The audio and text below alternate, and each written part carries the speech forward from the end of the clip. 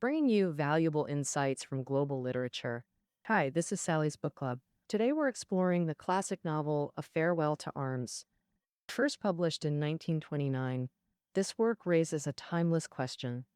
Can humanity truly abandon weapons and warfare? Sadly, nearly a century later, we still lack definitive answers. A Farewell to Arms is the anti-war masterpiece by Nobel laureate Ernest Hemingway. This groundbreaking World War I novel remains one of America's greatest literary achievements.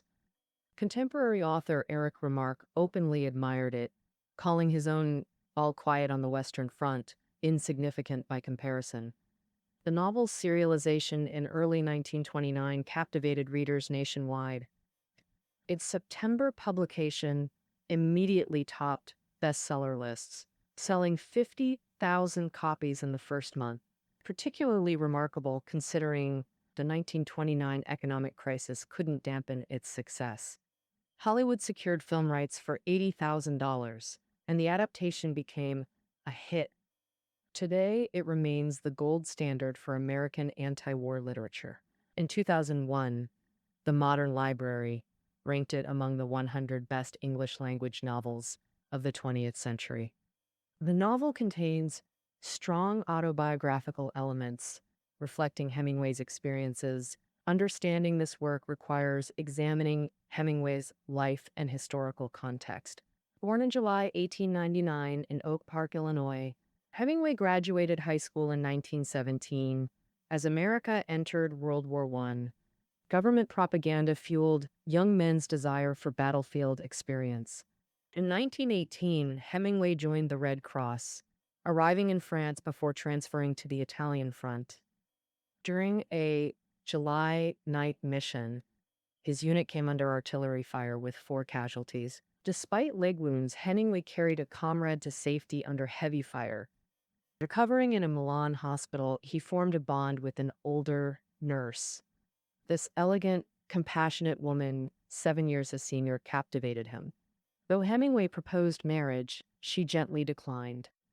Returning home in January 1919, he carried deep physical and psychological scars. Severe insomnia and worsening family relations drove him back home after losing his job. He eventually chose to leave home. Later met Hadley Richardson, 8 years his senior, marrying quickly and traveling through France and Italy while beginning his writing career. Published works like In Our Time and The Sun Also Rises brought initial success, though personal crises, including divorce and his father's suicide, followed. Despite these hardships, he completed his masterpiece, A Farewell to Arms. The memory of that Milan hospital nurse remained vivid. He channeled these emotions into the wartime romance between Lieutenant Henry and Nurse Catherine. Now let's explore the main plot of A Farewell to Arms. American volunteer Frederick Henry serves as a Red Cross ambulance driver on the Italian front during WWI's final years. There he meets British nurse Catherine Barclay. Their relationship begins as casual flirtation.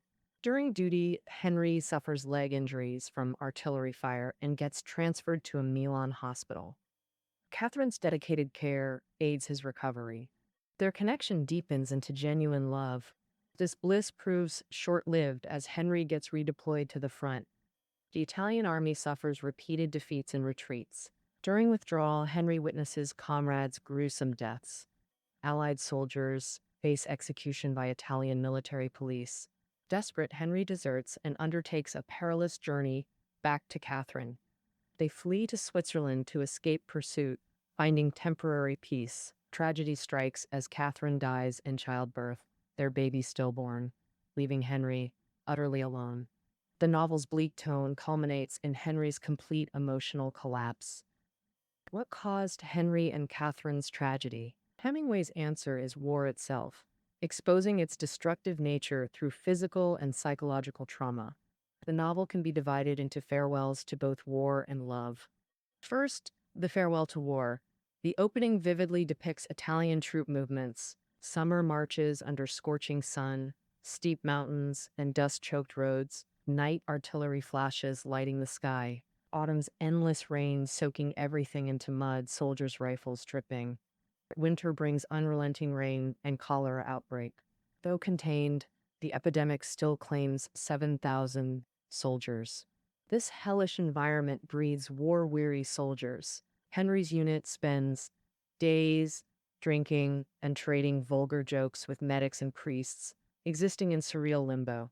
Here, Henry meets Catherine, her fiancé killed in battle. She desperately seeks meaningful connection, but Henry initially treats their relationship as mere diversion.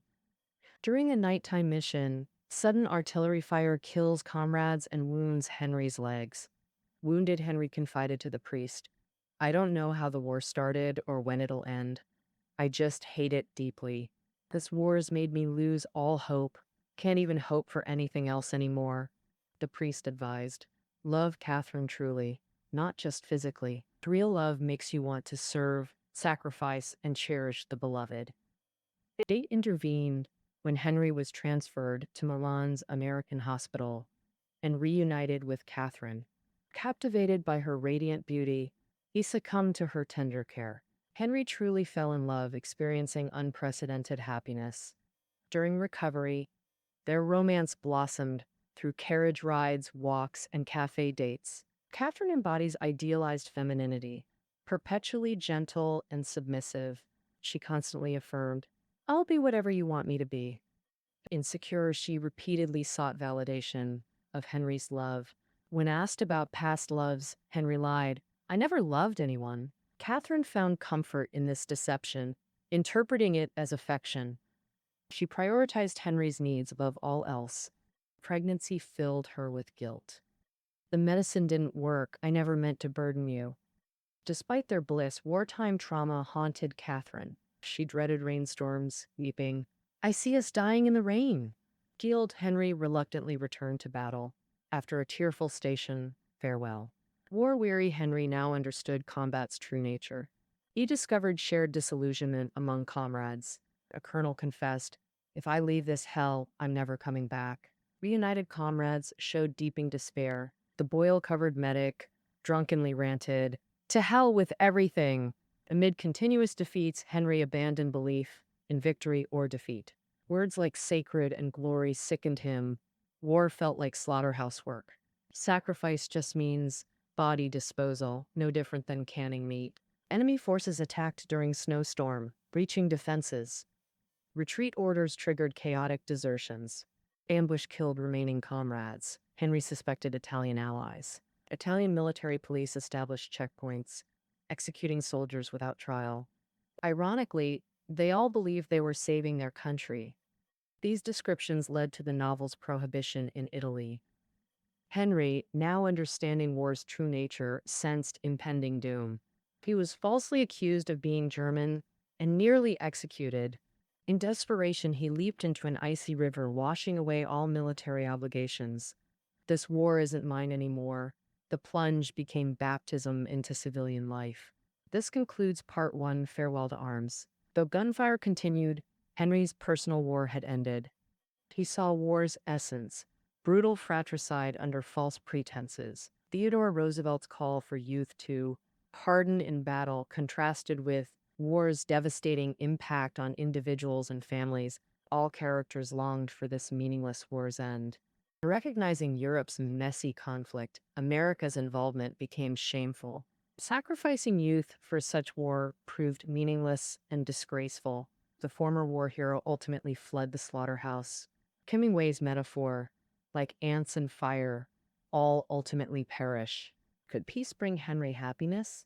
Art 2, Farewell to Love, begins. Disguised in civilian clothes, Henry avoided war news deliberately. After unilateral peace with war, he savored sandwiches and bitters in cafes. The war felt personally over, like playing hooky from school. Reuniting with Catherine, he rejoiced at her pregnancy news. Their hotel bed had crisp linen, though not perfectly comfortable. Henry felt homecoming's joy, loneliness banished.